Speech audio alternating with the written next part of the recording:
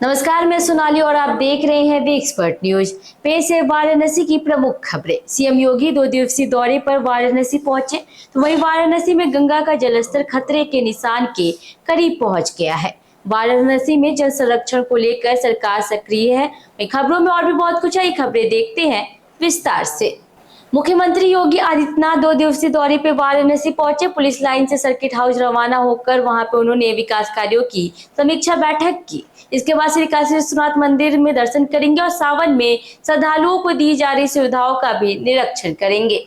इसके बाद श्री काशी विश्वनाथ मंदिर में दर्शन करेंगे और सावन में श्रद्धालुओं को दी जा रही सुविधाओं का निरीक्षण करेंगे। सीएम नशा मुक्ति समिट की तैयारियों की भी समीक्षा करेंगे, जो 18 जुलाई से वाराणसी में शुरू होने जा रही है। वाराणसी में गंगा का जलस्तर 68.76 मीटर पे पहुंच गया है, जिससे हरिश्चंद्र घाट जलमग्न हो गया है। हालात इतने गंभीर है कि शवों का अंतिम संस्कार घाट की गलियों में किया जा रहा है। डोम राजा परिवार के विक्रम चौधरी ने बताया कि यह समस्या हर साल आती है, लेकिन समाधान नहीं हो पाया। गली में शवदाह से प्रदूषण बढ़ता है और स्थानीय लोगों को स्वास्थ्य संबंधी परेशानियों का सामना करना पड़ता है। स्थान की कमी के कारण धार्मिक रीति रिवाज भी नहीं निभाए जा रहे हैं। सरकार को स्थायी समाधान की दिशा में ठोस कदम उठाने की जरूरत है। वाराणसी में जल संरक्षण को लेकर सरकार सक्रिय है, लेकिन सामाजिक भागीदारी की कमी से प्रयास कमजोर पड़ रहे हैं। सोने तालाब समाज की जागरूकता का उत्कृष्ट उदाहरण है, जबकि संकुलधारा और आदित्य नगर पोखरा जैसे तालाब उपेक्षित हैं। स्थानीय लोग तभी सक्रिय होते हैं जब कोई मंत्री या विधायक आता है। काशी हिंदू विश्वविद्यालय के प्रोफेसर अशोक सोनकर के अनुसार जल संरक्षण का अर्थ है जल स्रोतों की रक्षा और उसके विवेकपूर्ण उपयोग को बढ़ावा देना। यह तभी सफल होगा जब सरकार के साथ समाज भी जिम्मेदारी निभाए और जल संरक्षण में सहभागी बने। मैं अशोक कुमार सोनकर, सहायक प्रोफेसर, इतिहास विभाग, समाजिक विज्ञान संकाय, काशी हिंदू विश्वविद्यालय। सर, इसमें डबल रेल इंजन की सरकार है, जल संरक्षण की बात हो रही है, तमाम तालाब जो है, कुएं हैं, सब की बात हो रही है, तो इस विषय में सर क्या कहेंगे? एक तरह से कह सकते हैं कि तालाब कुंडों के लिए स्वर्ण काल चल रहा है। आजादी के 75वें वर्ष के साथ ही अमृत काल भी हम लोग मना रहे हैं। और काशी में आप देखेंगे जो प्राचीन काल में तालाब बने थे, लगभग वो जीर्ण शीर्ण अवस्था में थे। निरंतर उन तालाबों को साफ करने की जिम्मेदारी कहीं न कहीं सरकार ने भी उठाया है। और हम लोग मैं स्वयं 10 सालों से एक अभियान जल है तो कल है और जल स्रोत है तो जल है, इस तरह लगभग कई सारे तालाबों को हम लोगों ने साफ किया है, स्वच्छ किया है।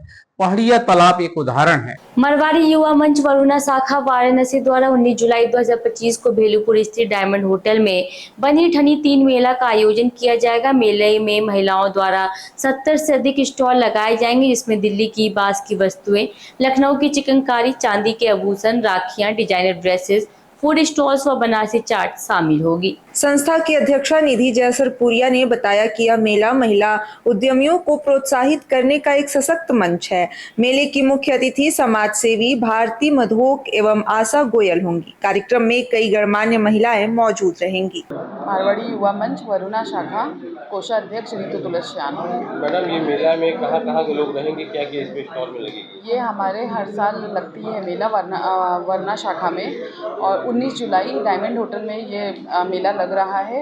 यहाँ पे विभिन्न शहरों से लोग आएंगे जो अपने स्टॉल्स लगाते हैं। बहुत यूनिक आइटम्स लगाते हैं, हैंडीक्राफ्ट्स वगैरह। बनारस के बहुत सारे स्टॉल्स लगते हैं, जिसमें हम लोग निःशुल्क स्टॉल्स भी लगवाते हैं। तो ये हमारा पूरा मेले का। समाजवादी व्यापार सभा उत्तर प्रदेश के प्रदेश अध्यक्ष प्रदीप जायसवाल ने वाराणसी में प्रेस वार्ता कर फुटपाथ दुकानदारों पे गुंडा व गैंगस्टर एक्ट लगाने के तुगलकी फरमान बताया। उन्होंने कहा कि यह निर्णय अव्यावहारिक है और छोटे व्यापारियों को अपराधी बनाने जैसा है। साथ ही उन्होंने कैंट लहरतारा फ्लाईओवर के नीचे नाइट मार्केट को बिना वैकल्पिक व्यवस्था के उजाड़ने पर नगर निगम की कड़ी आलोचना की।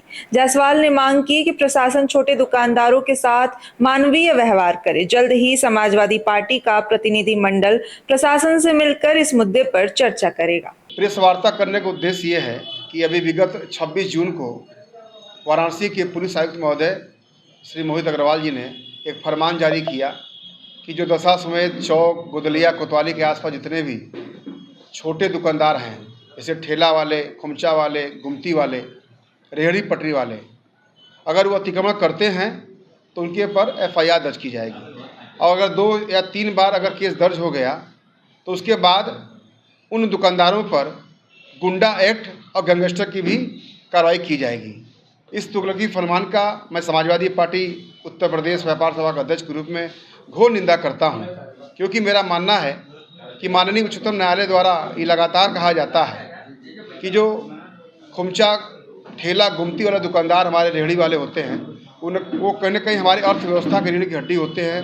वो देश की अर्थव्यवस्था को सुधारने में अपना लगातार सहयोग करते रहते हैं। सावन माह में शिव भक्ति के रंग में डूबे सैकड़ों कांवड़ियों गुरुवार को वाराणसी की कपसेटी से बाबा बैजनाथ धाम के लिए रवाना हुए। डीजे की धुन पर नाचते गाते और जयकारे लगाते श्रद्धालु शुक्रवार को सुल्तानगंज से जल उठाएंगे और पैदल यात्रा कर सोमवार को झारखंड स्थित बाबा बैजनाथ को जल अर्पित करेंगे। कांवरिया जितेंद्र ने बताया कि यह परंपरा पिछले 17 वर्षों से जारी है। जत्थे में राजू बिंद, झुंझुनू गुप्ता, पिंटू गुप्ता समेत सैकड़ों भक्त शामिल हैं। यात्रा के दौरान सुरक्षा व्यवस्था के लिए पुलिस बल हर चट्टी चौराहे पर तैनात किया गया है। जितेंद्र बम कपसेठी। जितेंद्र जी, किस तरह का कहाँ से जत्था रवाना कहाँ हो रहा है? कपसेठी से जत्था रवाना होके बाबा सुल्तानगंज से जल उठा के बाबा बैद्यनाथ धाम। यहाँ से सैकड़ों के जत्था में जा रहे हैं, कहाँ तो जा रहे हैं? जा रहे हैं जल उठाने सुल्तानगंज, वहाँ से जल उठा के बाबा का जलाभिषेक करेंगे। सुल्तानगंज कल पहुँचेंगे शाम को 4 बजे तक।